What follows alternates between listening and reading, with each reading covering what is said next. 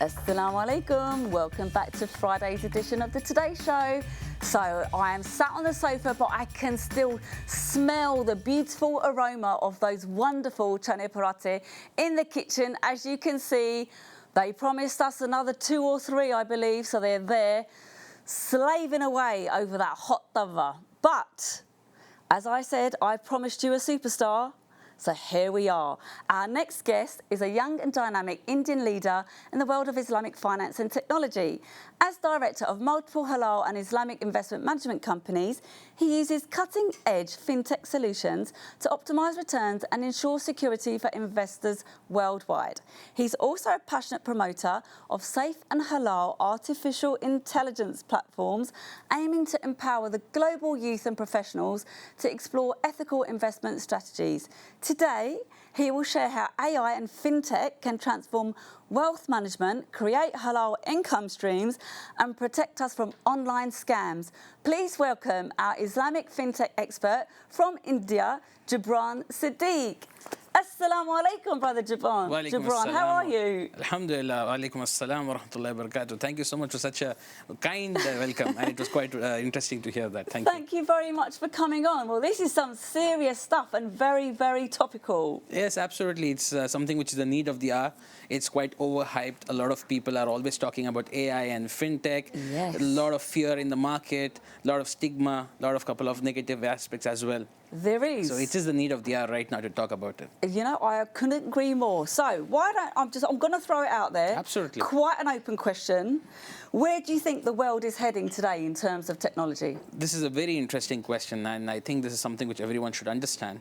Internet started in the early 90s, which we call the Web 1. And all of us remember the MSN AOL days, where all we could do in the internet was just read.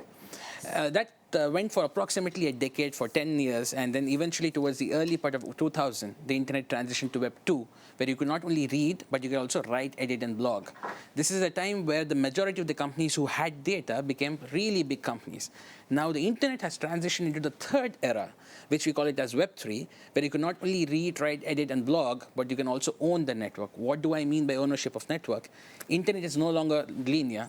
It's going to be a little more predictive in nature, and you'll have AI at the core of it and blockchain technology scattering the data sets around. What I mean by this, internet will become more personalized and more customized to you. No longer it will be one size fits it all. It will be more customized, more predictable, and more specific for your needs. Wow. So we really have progressed since the 1990s. A lot, yes, absolutely. So your speciality is obviously AI and fintech. So how can people use those to create halal income streams? This is a very interesting question. Now, since I have a very short time, and halal income streams of various types, you can obviously go with stocks or bonds or any different form of investments. But what I would suggest would be more keen and more useful for the audience is something which I call VCP, visibility, credibility, and profitability. What is the rule of this? Today, Sorry, I'm just going to... VCP, that was really good. Yes. So visibility, credibility and profitability. So the more you're visible, the more you're credible, and the more you're credible, the more you're profitable. Oh, I love that. And I would suggest that everyone in today's generation starts focusing on their personal brand and building their own personal visibility so that they can be credible and be profitable. We need to get that hashtag trending, don't we? Absolutely, absolutely. I mean, this is something which I personally believe in, worked really well for me. And the best way I would suggest everyone can make halal sources of revenue is see what they're really good at and start becoming visible to the immediate first circle, second circle community. Start sending regular messages every day about a certain topic. Small snippets of videos, 30 seconds and 1 minute, talking about that particular thing they're really good at, and start building a community and then start generating a revenue out of it through the use of technology and artificial intelligence. So, as you know, like you just said, 30-second videos, which is what everyone just seems to have the memory span for these days, and obviously it's very, very short, sweet and catchy, and very much used by the youth of today. Absolutely. So VCP, which I absolutely love. So do you think to make the youth financially aware that these TikTok and Instagram and 30-second videos is what they need to do, or how can they? Not necessarily. See, the thing is, we need to be able to gauge the industry the way it's going forward. Right. We understand that new generation, Gen Z, Gen Alpha, consistently around technology most of the time. The idea would be to build an ecosystem around that and understand where the world is heading. Because if you really want to be able to generate revenue, one thing everyone can do from their houses are use the technology which they have. So that's the reason I gave that answer. But the second thing, financially, which the youngsters can do is something, again, a hack, which I would say, I call this the 3-7-20 rule. So what happens is always invest only 3% of your portfolio for a period of 7 years and invest it in companies which don't have any debt. And if you are able to generate 20% returns within 6 months, take your partial profits off.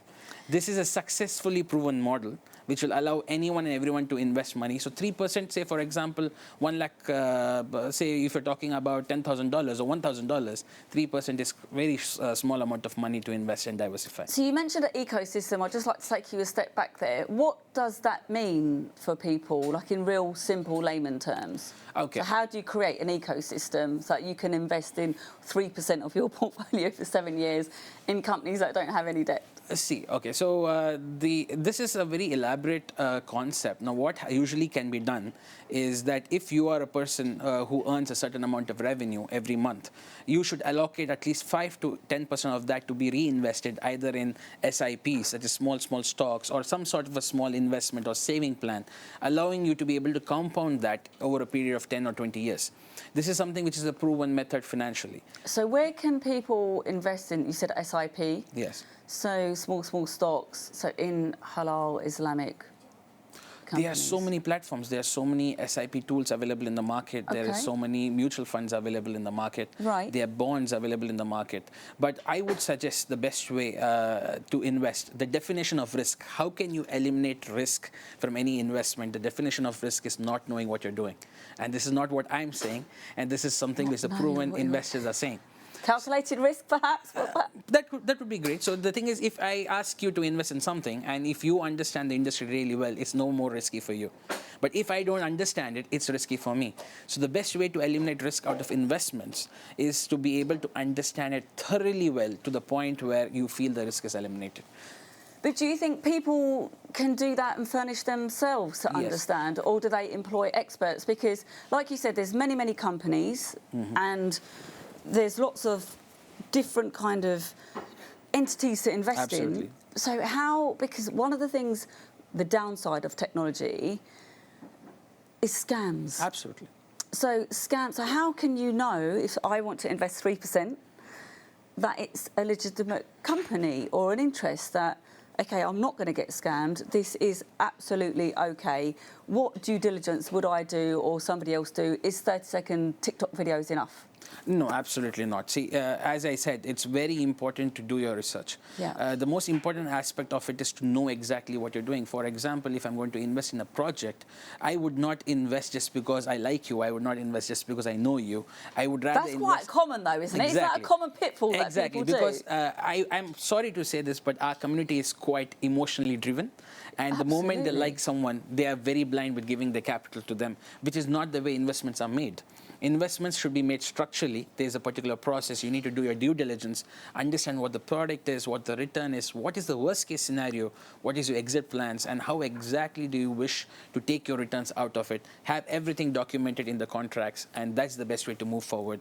And being as detailed as possible, considering the worst of the worst case scenarios, is something which is useful, because most of the people don't find it comfortable talking about the awkward things because they like each other and they always keep it for the end.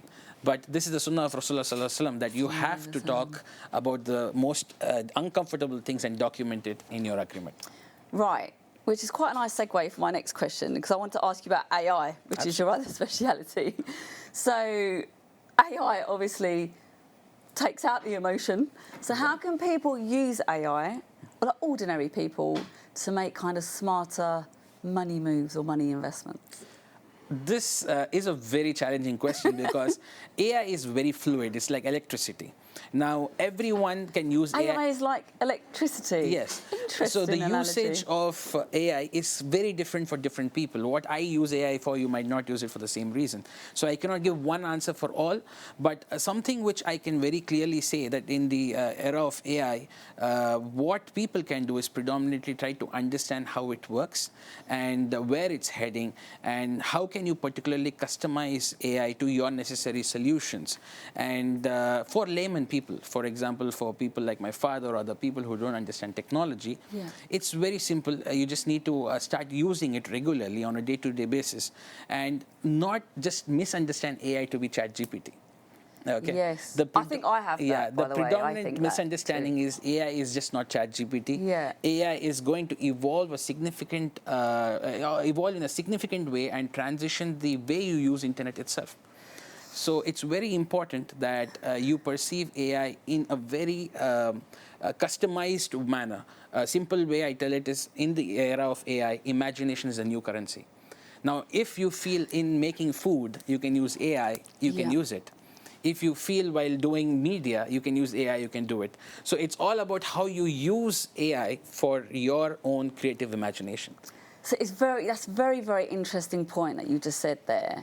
So you said imagination is a new currency. Yes. So some of the things that I've been, or brought to my attention recently, is that AI, or one of the downfalls of AI, people rely on it heavily, heavily, heavily. So it kind of decreases critical thinking in people and memory recall. Exactly. Because it just takes the thinking out of it for you, doesn't it? Exactly. So, and there's something called, which I'm sure you've heard of, is it cognitive debt? Yes. Yes. Right. Absolutely. Where you have less engagement, less mental engagement, because you just do rely on that. So once you've taken AI away, you're almost like, okay, what do I do now? What are your views on that? This is absolutely right. This is the impact. So usually whenever any technology comes, there's a side effect of it. When phones started coming, now everyone is in the phone. Yes. Now similarly, as AI is coming. Bad English on text messages, isn't it? Exactly. Consistently. Too many acronyms. Too many acronyms. Although your VCP one, I like that one. Thank you so much. Too much of obsession of technology is going to be a part or byproduct of human existence. What we need to understand is how we evolve ourselves around it. The best way to understand AI is not a product, it's an enabler. You don't depend on AI to do your things. You use AI to become better. So the difference between this, when it's understood, those people are able to make use of AI to make a lot of money. Because people use AI as enablers. They use it to make themselves 10 times more productive. They don't use it to depend on it to a point where you lose your ability of critical thinking. I know so many people who now are not finding it comfortable to draft a mail. Yeah. Because they're so used to ChatGPT. The idea of using AI is not just to become lazy, it's to become more efficient, more productive, and to be able to bring the best out of yourself. So it's about intention, isn't it? Exactly. We can bring it back to religion. Obviously, intentions lead to actions. So if we use AI to have the correct intention, certainly for your business area, which is fintech, and increasing revenue and investments, so you have the correct intention to use AI, the safest way to detect financial risks. Could you do that? My intention, or my vision rather, is to be able to use AI to uplift our community to a point where no one can say that we are backward, or no one can say that we are not updated enough. When you say our community, what do you mean specifically? Are you talking about Muslims? I'm talking predominantly about, without doubt, about Muslims. But being a believing Muslim, we do not just focus only on Muslims. Yeah. We focus on everyone particularly. Absolutely. So as I believe in that, I believe that bringing an AI ecosystem which allows people to learn the right way, execute the right way, invest the right way, live your Islamic lifestyle the right way, getting access to technology in a simplified manner where even my father or my son is able to get the right quality of education. So I believe that in the era of AI, we should be able to take care of IQ. You should take care of EQ, which is the emotional quotient. That is the emotional intelligence. Wow, that sounds absolutely amazing. Right. And subhanAllah, what a beautiful intention. We've got a couple of minutes, or just a few, 1 minute. We've got 1 minute, I've been told. No. So I'd like to just quickly touch on, I know you've got a few achievements. Mm-hmm. So you've done a TED Talk. Yes. You've been listed in Forbes for Islamic fintech. quickly, you've got 30 seconds. Please just tell us a little bit more about that and where people can see you and view your TED Talk. My TED Talk is available on YouTube. It is labeled as how we built a $15 million company in 3 months with the use of AI. Okay, so say that again. How we build a $15 million company in 3 months in 3 using months. AI agents. So that is the topic of TEDx, which I spoke on. Listed in Forbes as an Islamic investment banker, as well as fintech expert, and I have 3 of my articles there. I have regularly spoken in Doha Islamic Finance Conference on the invitation of the Prime Minister himself, GITEX and various other bodies. And recently I'm here in London for the first time, and I came here to speak in the Harvard LSE workshop on Islamic finance. And it was a closed-door event for invitees only, and quite a few other features. I love to speak. I have my podcast. I have my channel called The $1 Billion Dream. The $1 Billion Dream, yeah, right. where I document my day-to-day journey in regards to achieving my dream. And everyone is open to give their criticisms and the feedbacks on how I should achieve it more better. MashaAllah. The Thank $1 you so Billion Dream. Yes. How to build a $15 million company in 3 months. That was the topic, because we told our exact journey of how we built the company in 3 months. You must have had a lot of views on for your TED Talk. It was a challenging time. It happened so fast in the AI era. I felt that we need to really share it with people so that they can learn. And not because I want to do it for myself or to talk about me, but I really believe that our community. One thing I would like to say that every 100 years, the world transitions, community as well as finance and technology. Last 100 years, we were always behind, trying to catch up. Finance was not, banking was not halal, technology is not halal, being very skeptic. Now I tell people that this 100 years, we should take over and we should be ahead of the curve. Inshallah. What an intention. Well, everyone, I told you we'd have a superstar on the sofa. Hopefully, I did not disappoint. But before we go, because he's such a superstar, I'd like to take a quick look at these photos from Brother Gibran. Right, why don't you quickly talk us through? Oh, this is in the Doha Islamic Finance Conference, where I was a part of this event immediately as a keynote speaker after the Prime Minister's address. This is, again, last year, where I was talking on metaverse and addressing the concepts of how Islamically we can use metaverse to promote Islamic tourism and the history of Islam. And these are the photos from there. We have some leading shayukh sitting on the podium, and various other features which was happening there. This is in Dubai, where I had spoken about various concepts of blockchain and fintech and helped them understand it in the Shariah-compliant manner. Amazing. MashaAllah. Thank you. Thank you so much, Brother Absolutely, Gibran, a pleasure, Rizwana. Thank you so much for joining us today. Interview. I feel absolutely blessed to have talked to you. Thank you so much. And I wish you every success in the future. Thank you so much. Thank you, and your energy is infectious. Thank you very much. I'll take that compliment. Right, see you. We're going to a break. See you in a minute. Assalamu alaikum.